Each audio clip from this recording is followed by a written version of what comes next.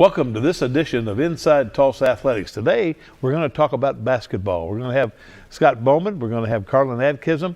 We're going to have Michael Parish. We're going to have our Supervisor of Officials, Raymond. Stay tuned.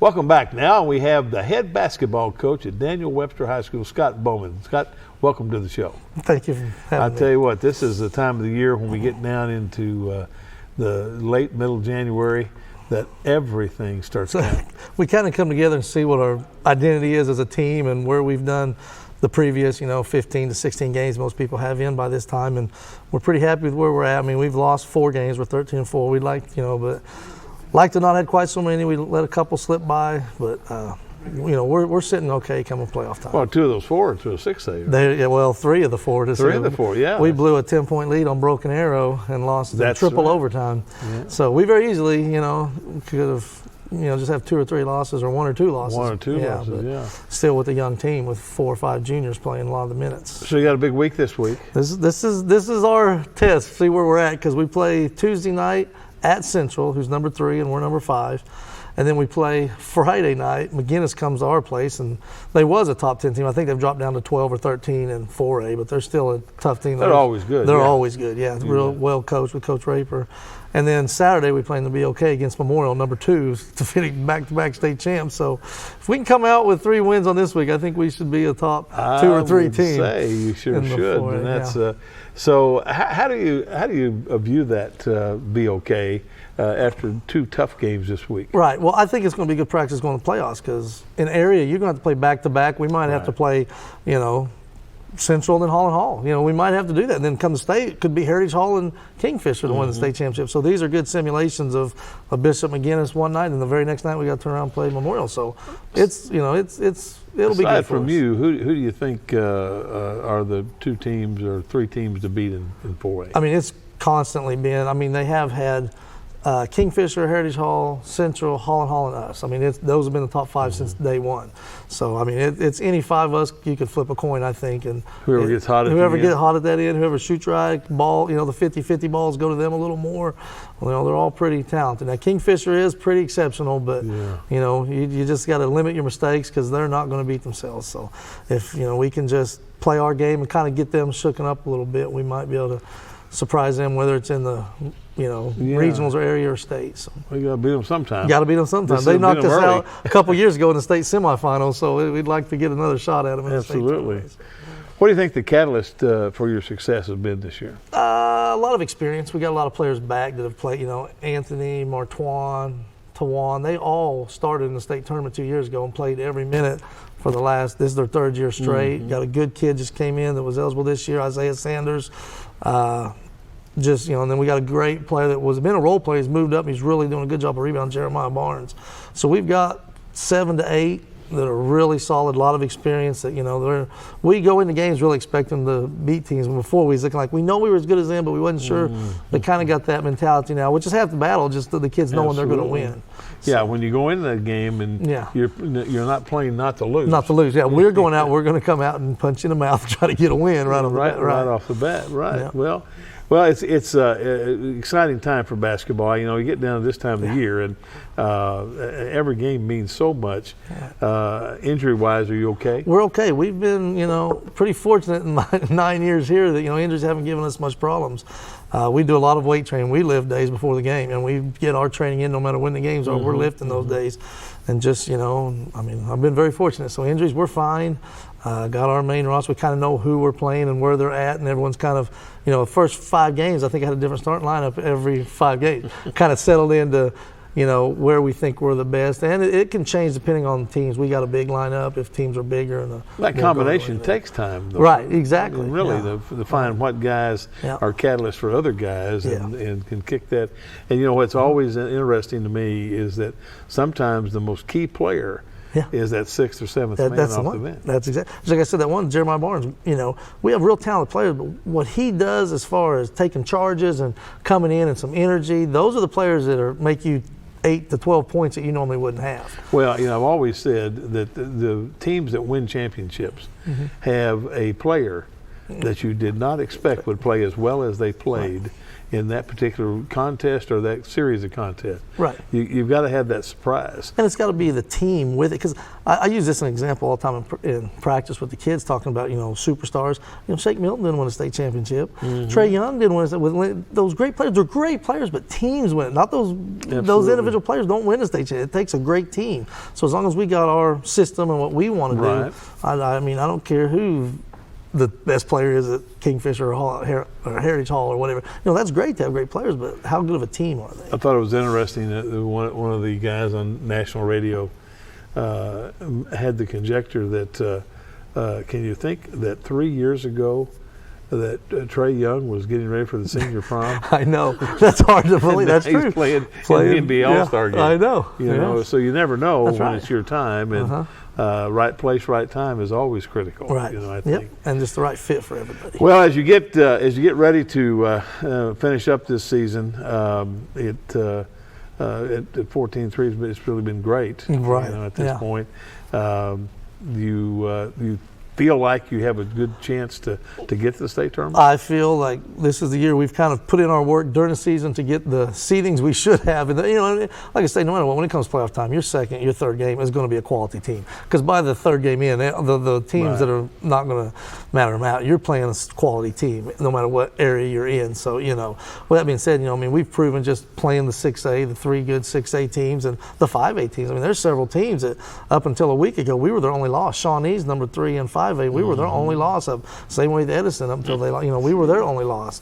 So we've beat some quality teams. We've got some good wins and really don't have any bad losses. Every loss is to a top 5 team. Top 5, yeah. Well, in the last 20 seconds, yes. Districts are not districts for regular season play. Oh, boy, I think districts would be good. It helps us because we can still schedule a few out of districts and get those quality games. But I think sometimes with the rankings, certain sides can kind of manipulate, and certain teams are just in a position they shouldn't be in. I think it's really important that I'm going to push that with the AD's advisory committee that we look at that. Well, you got me on your side. Well, hey, thank you for being here Thank you today, for having Scott. me. And when we come back, we'll have Carlin Adkism, the head girls coach at Will Rogers High School. Which one of these items can be recycled in the city of Tulsa's blue recycling cart? Mini blinds, hanger, plastic bottle. The correct answer is plastic bottle. Plastic bottles and jugs are great for the city of Tulsa's blue recycling cart. But mini blinds and hangers should be thrown away in the gray trash cart. Learn more at tulsarecycles.com.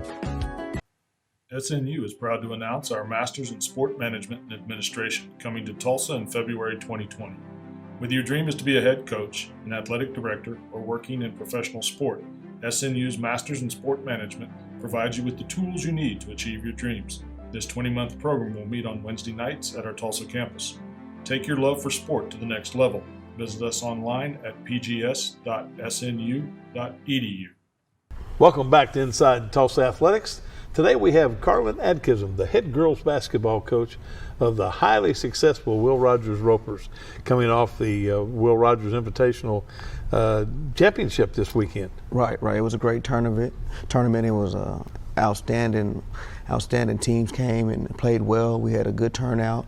It was our first one, and I think it was a great success. I was there during the day on Friday and then Friday night as well. Right. And the level of play was really, really intense, I thought. And there were good games and good crowd. Right. I thought it was great on Friday when they let some of the students out to come watch the game. I thought that was a good deal. Right. I think that builds that fan base because they get there and get excited and know that it could be fun to come to a ball game. Yeah. Well, as you get into this season, you're highly ranked, and have been up there all year. How do you maintain that, Carlin, as you get into the last 4 or 5 weeks of the season? we don't. We really don't even focus on our rankings. I don't really tell the girls where we're ranked, or even if they, look it up. We don't talk about it. Because I don't think that matters at all. I mean, it's a good. It's a good place to be at, but we don't. That's not our goal. Mm-hmm. Our goal to be number one at the end. And so we just practice and keep the same mindset we did at the beginning of the year. It's just practice hard, and then success will come. Who you think has been some of your really standout players this year? Well, our seniors. We have 4 seniors, and Nakia Cullum, she's been leading by scoring, and she's been leading by work ethic. Devin Wright, same thing. She's just come to practice every day, willing to work and get better. And Notori Graham, she's been shooting the ball well and just playing with great intensity. And we have another Dejanay Floyd. She's a big girl inside that demands the ball in the paint. So we have great leadership with our seniors, and everyone else is just following. Who, as you look now, maybe in advance, and coaches don't like to look too far in advance, but who do you think you might be paired with in your regional? Well, this side is pretty tough. We have East Central, of course. That's a great team that we just played about a week ago. We have Coweta that's up there. Tahlequah is good. Pryor is pretty decent on our side. So it's one of those teams that that I think is playing great basketball just like we are. Yeah. So you'll probably host. Yeah. That'll be good. Right. And the chance the boys could be there too. I think there's a log jam with the boys there. Those last 2 spots got about 4 people fighting for that. Our boys have been playing great basketball this year. I'm impressed with them. They've been playing good basketball. So hopefully, we both can host that regional. Yeah. Well, I feel really good about things at Rogers these days. Mm-hmm. The basketball program is on its way. I think our spring sports are going to be much better, and of course with the addition of the new stadium, I think there's a lot of pride that's coming from that. Does that help your program? Oh yes, tremendously. I think it helps all programs. I mean, when you come to the campus and you see just the tradition that's going, it's been there, and then now you see the facilities it's been worked on, and I think it helps a lot of kids that just want to come there, and and so it could be a success in a couple of years. I think you're right. The years I spent at Union, and we were always under construction, it seemed like, and I thought that built a lot of pride because people were excited about what's new. What's new? There's going to be what something they built in new. there, Something going to be new. Right. And I'm just tickled to death for TPS that our patrons made that commitment to us in the 215 bond issue to be able to do the things that we could do for our kids, because then ultimately it's for our kids. Yes. I mean that's what it's for. Well, as you look, you got 4 seniors. Mm-hmm. How does it look the years to come in girls basketball? It's going to be exciting. I have great young players now.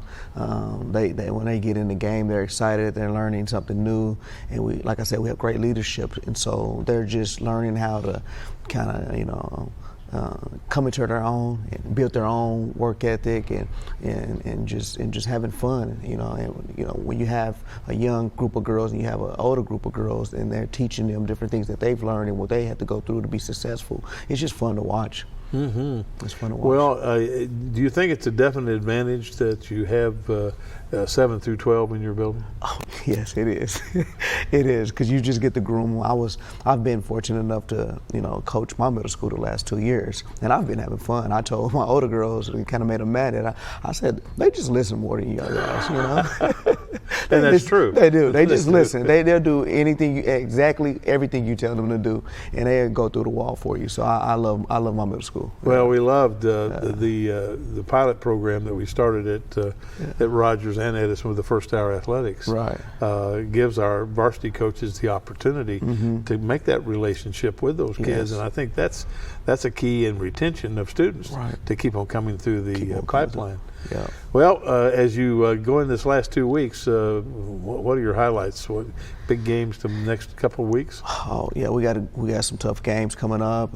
We have McLean tomorrow, and then we have a memorial, and then we have the BOK showcase that we have coming up against Bishop Kelly. So we have a tough schedule still to finish out the season. Well, that Saturday is going to be a great day of basketball down at the BOK, and Right, I think right. student athletes have that opportunity to play in an NBA style facility. Really, Right, that's nice. We're excited about being a part of that now for the. I think this is the 5th year. I think it's the 2nd year in a row. I mean, we took off a year or two in there, but it should be a great Saturday of basketball, and we're looking forward to that. Yeah. And Bishop Kelly, that'll be a good ball game for you. Great game. Well, thank you for coming. Thank you. I And appreciate good for luck having the me. rest of the way, because Thanks. we want you to be able to be a regional champion. So thank you. when we come back, we're going to have Bobby Allison, who's the head boys basketball coach at Memorial High School, and then after that, Michael Parish. So we got that South Side rivalry going in the end of this show. Being an athlete at Booker T. Washington has taught me to carry myself with class as an athlete, student, and friend, and to have responsibility on and off the field. Being an athlete at Memorial High School has taught me to be a better person, because when you play sports, attitude is the main thing you have to deal with, not just your own, but other people's. It also teaches you to be the bigger person.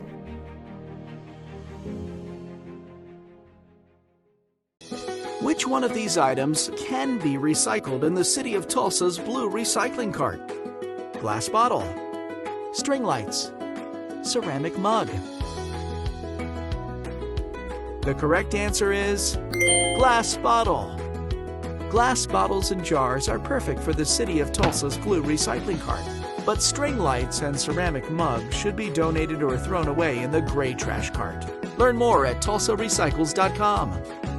Welcome back. Now we have Bobby Allison, the head boys basketball coach at Memorial High School. Bobby, how's the season going? It's going great, Gil. We are in a great state of the program as far as this season is. Our sub-varsities are doing great. They're winning a lot of games. They're learning how to play at a high level, and our varsity is doing a very good job. We're 15-3 now. We've won 5 in a row, dating back to Tournament of Champions. And 15-3, ranked number 2 in 5A, and had a great week a week ago, beating Edison, and then beating Noah, winning against Carl Albert in Midwest City, and then pulled off a good win against Central at our place. So 15-3, the kids are wanting to get better. A lot of guys have gotten a good experience through the year. The seniors have been leaders, especially since the first part of the year, and we can't wait to get going on this final stretch. Well, everybody talked about last year you lost such talented individuals out of the program and everything, and boy, the cupboard was going to be bare, everybody thought. Right. And it wasn't. No, it was not. We knew that we were going to have a chance to win every game we played, just because the younger guys, 2019 had so many talented players. 5 kids went on to play college basketball. But we had not lost a sub-varsity JV game. We have not lost a sub-varsity JV game since 2016. So with that, the kids just expect to win. It took some adjusting in scrimmage season. It took some adjusting. We lost our first game of the year. We played the number 1 team out of Arkansas. And from that moment on, we pretty much knew that we had to be different in certain ways. We couldn't rely on things that we had relied on the past 2 seasons. The seniors have adjusted to it. The young kids have gained experience, and now after the schedule we had the beginning of the first semester with the Norman tournament and Tournament of Champions, and such a challenging conference schedule that we got, after Tournament of Champions we kind of got to turn the page, and it was like a whole nother season, and everybody had a year experience. Not to mention we got some guys back healthy that were hurt earlier in the year, and so we're running on full strength right now, and we just gotta keep looking for ways to get better through success, because this time of year, your margin for error is small, and we just got to keep working. As a regional comes up in 2 weeks? Yes, sir. We find out Friday the pairings. I think that's important. Obviously, I think you'll be in great position to host. Yeah. Yes, sir. And it'll always good to play at home.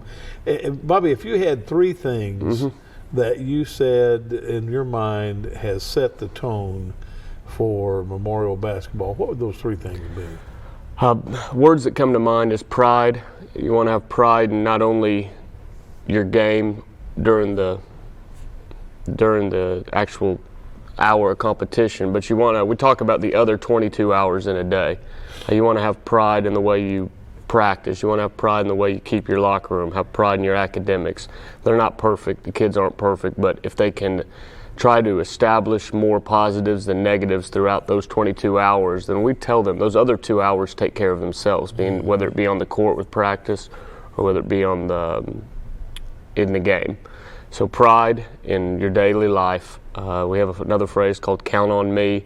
It's saying that I'm going to be accountable. Count on me to be accountable and for me to do my job, whatever it is, whether it be 12th man or the guy that we're looking to take the most shots. Just count on me to do my job. And then we always talk about playing hard and playing smart. And if you do those things, then you'll have fun. I think a lot of kids want to have fun and then play hard and play smart. And we said that's not how you get to that equation. That's not how you get to having fun. You have fun by playing very hard and playing smart. You know, I always said when I was coaching that the harder we worked, the luckier I got. Oh, heck, no doubt. You put yourself in a position, no doubt, for success. And if you don't do that, and I think it's very difficult today, even more difficult than it was 10 years ago, to keep kids engaged over a period of time, because I say we live in a 15-second society. No doubt. If you don't get your attention in 15 seconds, they're going on to something else. Yeah, no, I talk to kids all the time, especially when they come in as freshmen, that, hey, this isn't fast food. We're putting it in the oven. We are going to do something from scratch with your game.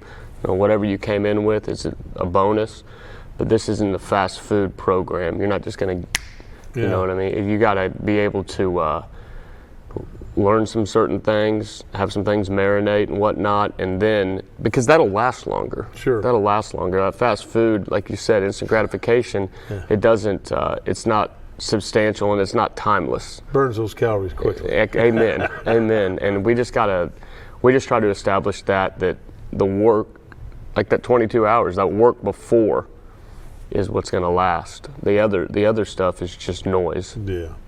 Well, as you look at the playoff, who do you project may be in your region? If the pairings came out today, TPS it'd be unbelievable what we've been able to establish. I think we're looking to get the 1 seed, 1 or the 2 seed. Edison's right in that slot to get another home regional. East Central and Tahlequah and Collinsville are fighting for those next 2 spots.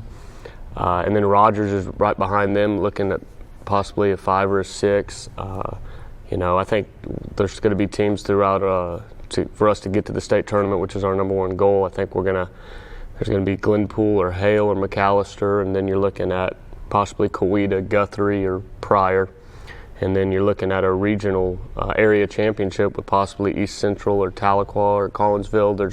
The East Side's done a really good job this year, and the East Side's done a quality job because TPS has 4 teams in the top 10 and 4 teams in the top 10, Gil, in 5A. They got the number 1 team in 6A, and then 2 of the top 5 in 4A. Yeah. So. It's pretty week, awesome. Every week's a battle in the Green Country. No, it's been awesome. It's been awesome. No question. We had great coaches and great kids. Well, Bobby, thank you for being here and good luck. Hey, thank you, as Gil. we get ready to the regional Look forward season. to it. And when we come back, we're going to have Michael Parish, who's the head boys basketball coach of the Edison Eagles. I love Will Rogers Athletics because it helped me physically, spiritually, and emotionally through all the journeys I've been through at that school. All of the support staff helped me a lot, and it's just an amazing school. Athletics at Will Rogers changed my life because it became a second family. With the support of my coaches and teammates, it's helped me gain confidence, work as a team, and will help me in college and in life. Welcome back to Inside Tulsa Athletics. Now we have the head boys basketball coach at Thomas Edison High School, Michael Parish, and he comes hot off a victory in the Port City Classic. Understand 3 really good games, Michael. Very exciting. Super proud of our kids and coaches. It was a team effort, and very encouraged with the way we played this weekend and moving forward. It's great to have success late season tournament as you get prepared for your regional area tournaments coming up. Tell us a little bit about the 3 games that you played. Well, first game we played Plainview, and their record wasn't, a glorious record, but found out why. The football team went to state finals and didn't get their football kids in until a couple of weeks ago, and boy, they make a world of difference. They have a really good basketball team, play 5 out, spread the floor on you, and make it very hard for you to cover. So, we were down going into the fourth quarter, and so it was a gutsy performance by our kids that night. I thought we had multiple players play well. We shot the basketball really well, and then the next night we play Catoosa, their home court, home tournament. So them being on their home floor had some advantages with their home fans there. And second quarter, we kind of busted the game open and rode out a lead the rest of the way. It was gutty effort from Catoosa down the stretch, but played well there. And then the finals, play a good Tahlequah team, and played well enough to bring home a championship, Tulsa Public Schools. So super proud of our kids, super proud of the effort that they made this weekend. Well, that's great. As you get jump back in the Green Country Conference this week, you pick up who tomorrow night? We go to Hale tomorrow, then we go to Central on Friday. And like you said, always tough in the Green Country, especially 2 road games this week. Don't want to fall into any traps coming off a long weekend, successful weekend. Tried to give the kids yesterday off and come back today and just get back to work. Hale's been so close of getting that thing put together, and of course we know Central's good.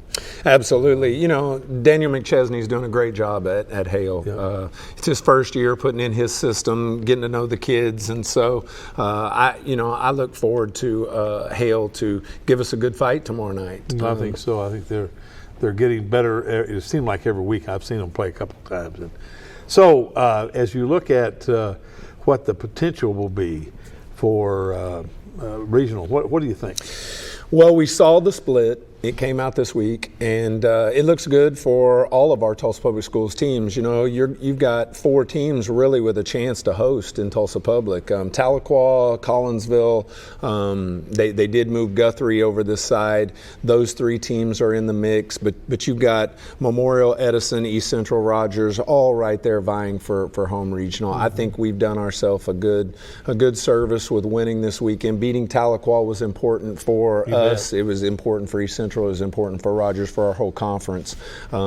So I think if we just have a good week this week and play up to our capabilities, I think we could host and give ourselves a chance to get back to state tournament. Well, Mike, that's one of the great things that through the generous attitude of our patrons to be able to have the kind of facilities that we have. When you look at those facilities, I kind of spent time this past week over at Rogers at their tournament, first time they had a tournament, and it's amazing really how well kept our facilities are, but the addition of the new facilities I think speaks to the confidence that I think our patrons have in where our athletics program is headed.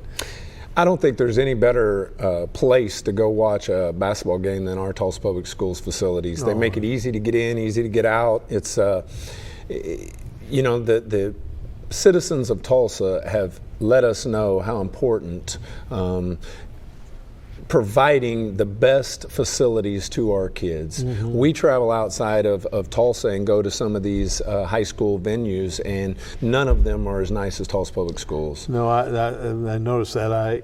People come in now to the new facility at McLean and are just amazed about that. And we're starting talks now about East Central. That'll be the next one. The neat thing, I think, Coach, about all of these facilities is each one has their own character to them. I think they're very synonymous with their high school and the tradition that's been brought out. I know ours was built with the same look and the same brick as our high school, and it's just, I think they've done a really good job of building these new gymnasiums with the tradition of each high school in mind. I think it's been an exciting time to be involved with that during this time, and we're not done, and we'll have some other things we'll do when we get the 21 bond issue out there, and we'll see what we can do. Well, I know that we've already started looking at updating tracks. And, oh yeah. And well, this summer we'll be doing at least 3, maybe 4 redos. And that'll put those back in position. And as we look at the future of putting in junior high track and cross country, that will lend well, I think, to our feeder programs and move up. And I think the retention of students. Absolutely. Now, that's the key. Well, that's what when you were talking, I was thinking, no longer do kids want to leave Tulsa Public to go to suburban schools when they have the finest of facilities here in Tulsa Public Schools. And great coaches, I think. I think we have a good coaching staff, and I've been really pleased with our success and things that we've done. And I think, as the old saying, the best is yet to come. I sure hope so. Well, we sure wish you good luck. Thank you, Coach, as you get ready to go into the regional tournament and so on. I think it's this is a great time of the year when we get down to every game really counting, and we get through that time. But thanks for being here. Thank you for having me. Good luck. I hope Thank everything works out for the Eagles. And when we come back, we're going to have Steve Friebus, who's the Director of Sports Medicine for the Tulsa Public Schools, and he's going to talk about the need for athletic trainers at our sites. Athletics is so important at Tulsa Central because it's an outlet for some of our kids there. They get a better opportunity to basically give back to our community. At McLean, the sports is what mainly drives a bunch of the students to come to school every single day and work hard because they want to be able to come from the classroom to the field or the court and show at what they're good at. Which one of these items can be recycled in the city of Tulsa's blue recycling cart? Air filter, cardboard box, toy car. The correct answer is cardboard box. Paper and cardboard are perfect for the city of Tulsa's blue recycling cart, but air filters and toys should be thrown away in the gray trash cart. Learn more at tulsarecycles.com. Welcome back to Inside Tulsa Athletics. Now we have Steve Friebus, the coordinator of sports medicine for Tulsa Public Schools. Steve, congratulations on being here today. Thank you. He had to sit in for a person who got sick on us, and so at the 11th hour I prevailed upon Steve to join us. But we do have a really critical need that we need to discuss today. I think it's something that a lot of people discount until you need somebody in that area. Everything's okay until somebody gets hurt. Exactly. And when somebody gets hurt, we need to have a trainer. So let's talk about the need. Let's talk about where we were and where we are finishing this year, and where that puts us for next year. Well, when I got to this position, I was the only certified athletic trainer in the district, and a lot of our games were covered by first responders, or people just had maybe some CPR training. That was about it, and what the coaches could figure out. But we received grants from various entities, and we were able to hire athletic trainers at least on a part-time basis. Some were full-time, and so we were able to cover a lot more sports, more practices, and all of the things that go along with what the athletic trainers are able to do. And at the end of this year, a lot of those grants are going to be running out. And basically, I don't want to go back to where we were 4 years ago and not have anybody there to take care of our kids. How essential is it on a day-to-day basis, not only for the student athletes, but for the coaches, to have a trained professional in sports medicine readily available to them? It's extremely important. I think one of the things, the coaches actually want it. They do not want to have to, they recognize that sort of, I don't know if you want to call it bias or conflict of interest, that they want to win games, they want kids to play. At the same time, they got to balance safety, and if they would rather that be taken off their plate, that an athletic trainer says, it's safe for them to play, or give them a thumbs down. Nope, they're not playing in tonight's game. And so that way they can just plan around, what am I going to do, and don't have to worry about the what ifs. And so that's really important. And I always say it's not who you've got on paper that plays the game, it's who you have on the floor. And so the athletic trainers can provide that, getting those kids back sooner, that daily treatment, that evaluation, and maybe it's just let's modify practice today so they can play tomorrow night. They're a little tired, they're a little sore, and it's an outside voice that's talking to that coach. Well, fairly objective about what's going on with that student athlete, relevant to the team and so on. And I think that's important. I think that, when I was in the college business, the most important meeting we had was Thursday morning to know who was going to be available on Saturday. Exactly. Because they were doing through the rehab. They might have been hurt in practice. They were hurt the previous Saturday in the ball game or 3 or 4 Saturdays ago. And that Thursday morning really set the tone for how we would set the game plan, exactly. The final game plan, because if certain student athletes were not available, that person was out of the game plan. And sometimes it's that second, the person right behind them that needs to know you're up. Or exactly. You may be called part way through that game because that person can only go limited minutes. So I think it's good preparation for not just the coaches but the players, and they need to know if I'm a quarterback, is that center a new center that I have to adapt to, or different players. I'm not going to have this receiver that I usually go to. The dynamic is huge. I think what people don't really understand too about the athletic trainer are the myriad of jobs that the trainer does during the course of a game or during the course of a week. Kind of go through some of those things that the general public wouldn't even realize. One of the things I say, it's prevention. We're talking to coaches, looking at their plans. If there's a bunch of kids with the same similar injury, maybe it's something we need to get with the coach on their conditioning practices or the game, how they're setting up their practices. So prevention is the first part of it. Then, of course, recognizing, soreness versus an injury. Is it something that they can play through, or is it something that they need to know?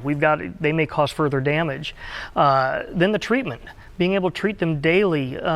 That's why so many athletes, people go, why do the athletes get better faster and quicker? Well, if they're not able to practice, they're doing rehab, and not just once or twice a week. They're doing it for the entire time that the rest of the team's practicing, so we can get them back.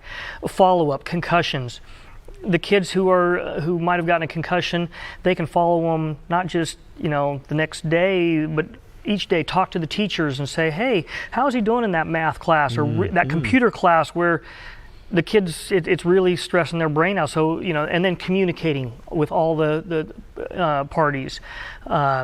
Those are some of the things, looking at equipment, looking at the facilities and making sure things are safe and ready to go. Making sure there's ice on the sidelines, yeah, water on the sidelines. And cups and towels and everything else. It's an ominous task, I think, really, when you talk about a football team, 70, 80 players, and there's one trainer. Yeah. That's difficult to deal with, and certainly something that we would like to look at in the future would be adding to our training corps. Absolutely. I think it's essential for us to really think about those kinds of things as we move into, because we're really saddled now with more responsibility than we've ever had. Right. I mean, as things, we're recognizing more things across the country, and those, we need to make sure that who's monitoring the temperature out the practices for heat illness, and do we have a place to put those kids, and with not too much disruption, make those phone calls to emergency services. When it's inclement weather, or who's watching the weather, the lightning, and tracking. Okay, it's time to go in now. It's getting too close. We go from, is it too cold or too hot? Exactly. To play, and we rely on the trainer basically to tell us, is it too hot this day? And we had some days, I think this year, where we had to alter practice somewhat. That heat index. And it's one thing to get the heat index at the airport, but we have 9 schools spread out across this town, and so what's over at East Central conditions, it may be a lot different than Booker T or Central. And of course, we're continuously monitoring Thurgood for lightning detection in the area, which is quintessential to safety of our players during those kinds of times. Well, Steve, thank you for being here today and touching on what that athletic trainer does. And when we come back, we'll have Jen Sanders, Assistant Athletic Director for the Tulsa Public Schools. Being an athlete at Nathan Hills means that you have to be consistent outgoing, and be dedicated because students at Nathan Hill look up to the football team. Being an athlete at Nathan Hill has taught me to be confident and disciplined and always to be open-minded and always ready to work with people no matter how difficult it is.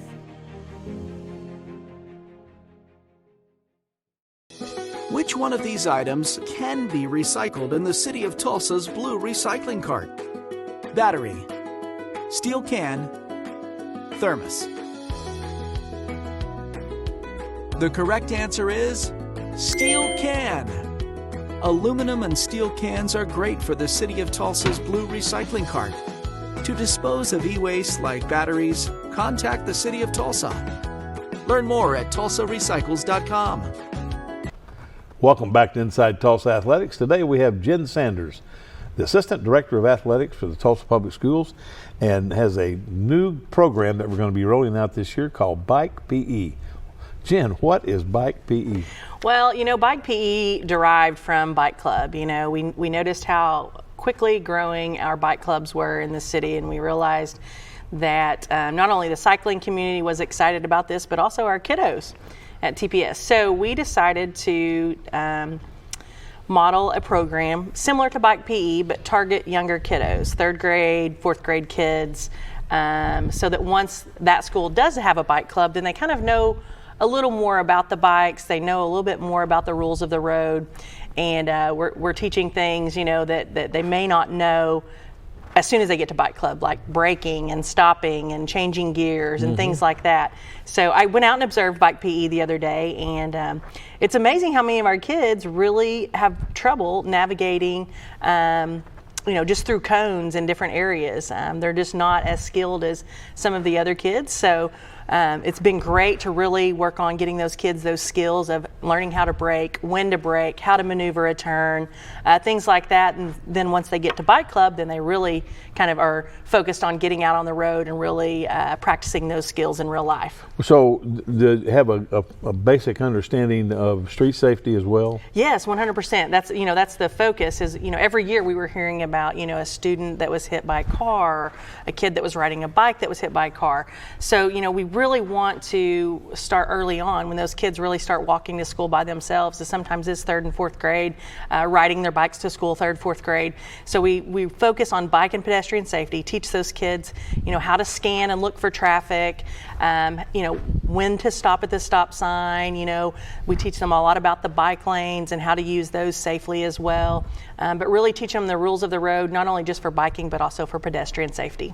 Well, and of course it's a big program. How many schools will this program be in this next year? So this year we piloted in 5 schools. We're going to add 10 more next year. We've partnered with Humble & Sons, Mike Wozniak, Jason Horton, those guys.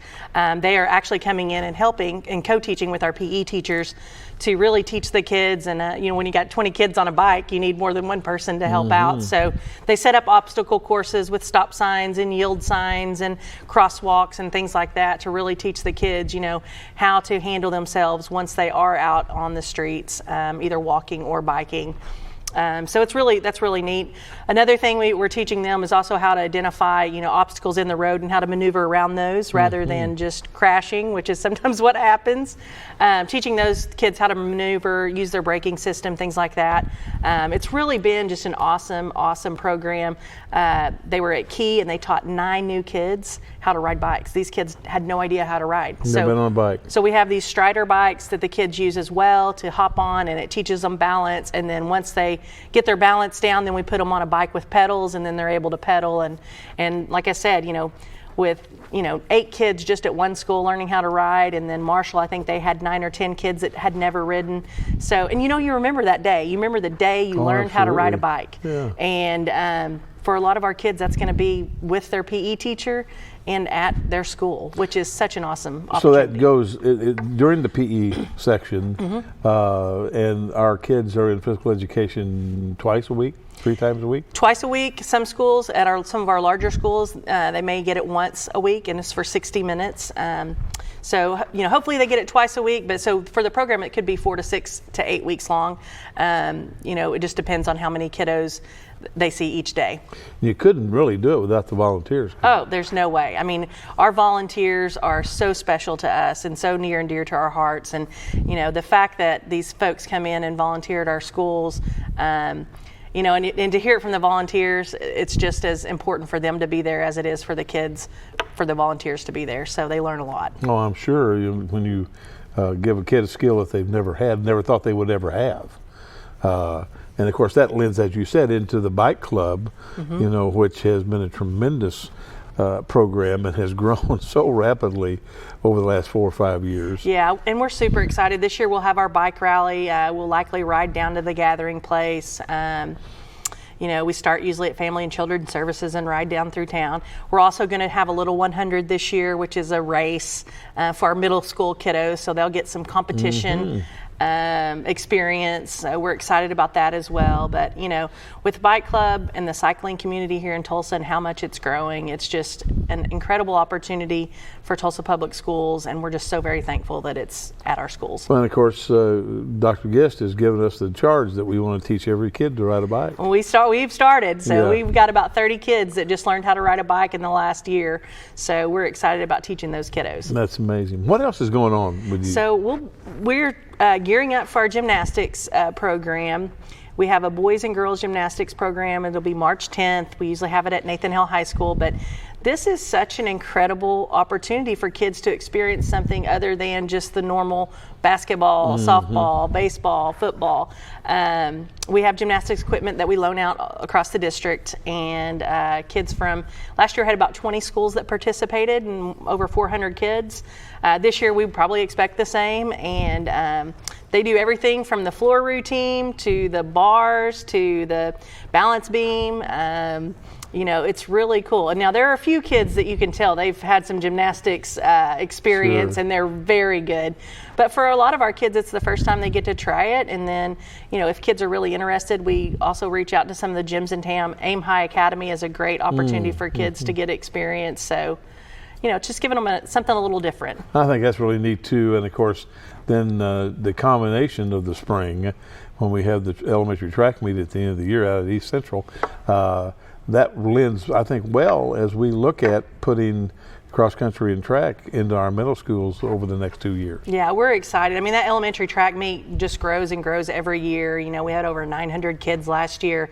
And for them to be able to know that when they get to middle school here at Tulsa Public that they get to participate in track and field or cross country is super important because we have running clubs across the district. Absolutely. Well, that's great. Well, thank you for being here today. And come back with us here in a moment. We'll have Raymond Ships, who's the supervisor of basketball officials for the Tulsa Public Schools.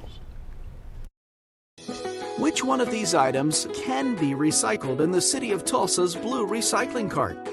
Plastic bottle, cooler, laundry basket.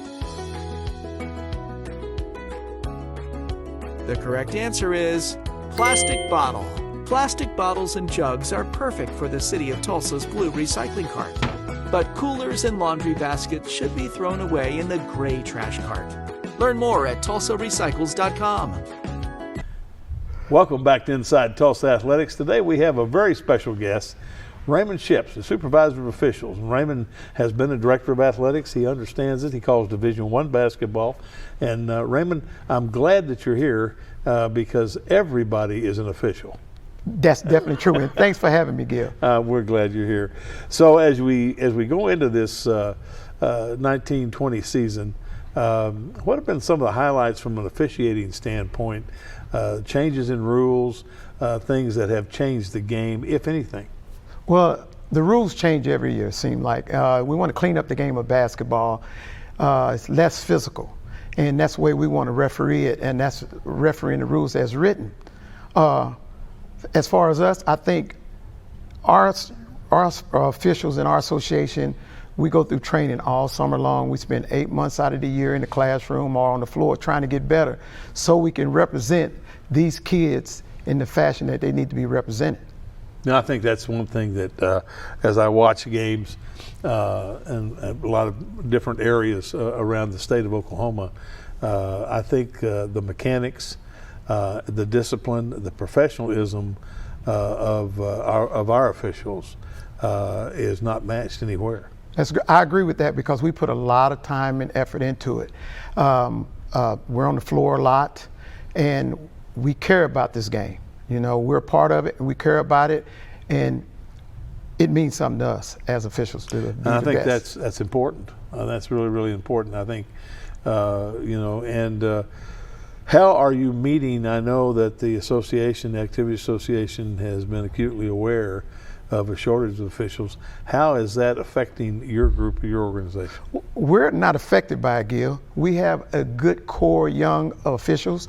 My goal is to bring up 2 to 3 young officials every year and bring them onto the varsity staff and put them with good experienced referees, and let's grow them. We're just like a tree. We want to continue to water that tree and grow it every year. I think that's very wise. I think what happens is you get, over the years I've watched, and you'll have real young officials and real old officials, but we don't have that middle group in there that can get up and down the court, knows the rules, and can administer the rules in a way that will help the younger ones transition in and the older ones transition out. That's correct. And that's one of the things that I talk about. Being a former coach, being on that sideline, I know what's important to those coaches. Referees hustling, getting themselves in position. We're not going to get everything right.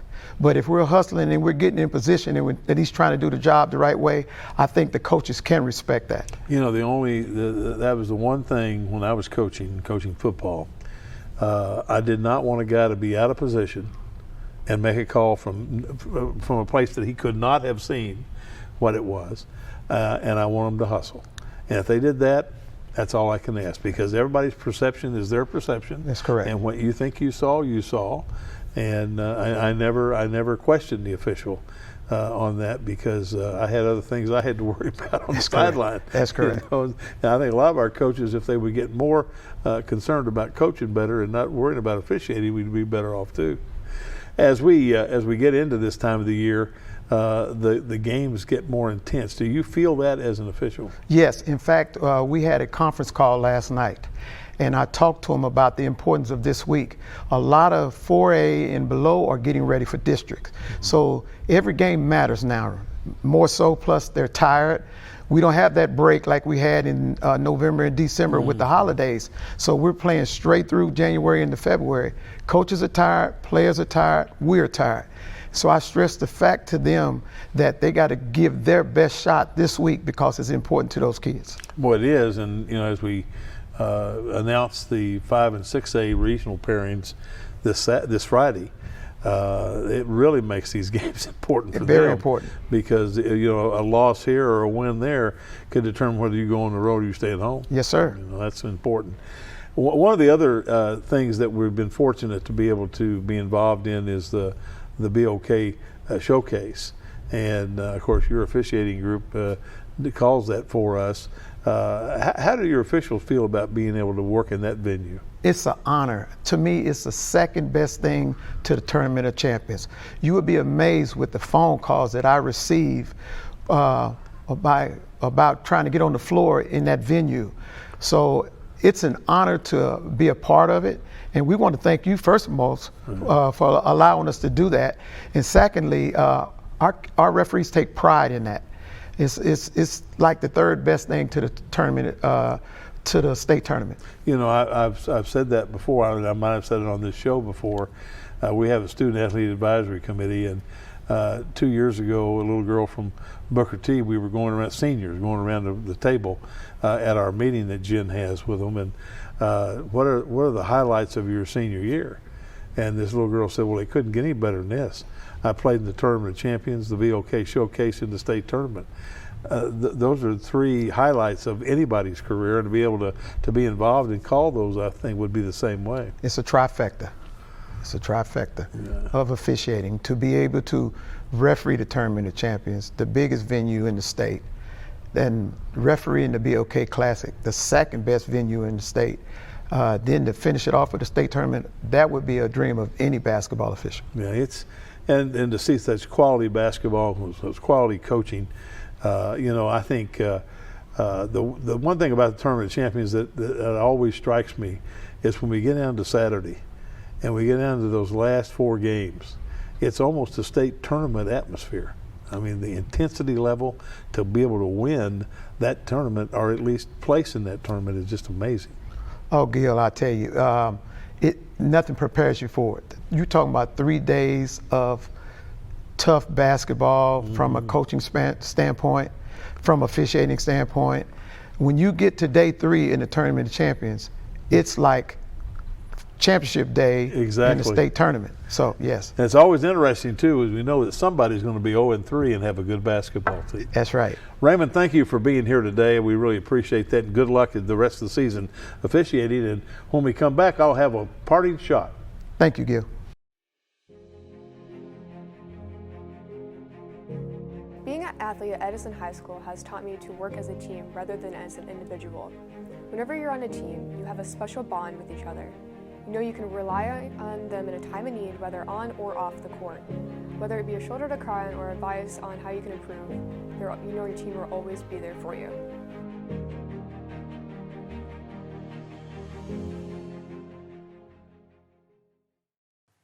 SNU is proud to announce our Masters in Sport Management and Administration coming to Tulsa in February 2020.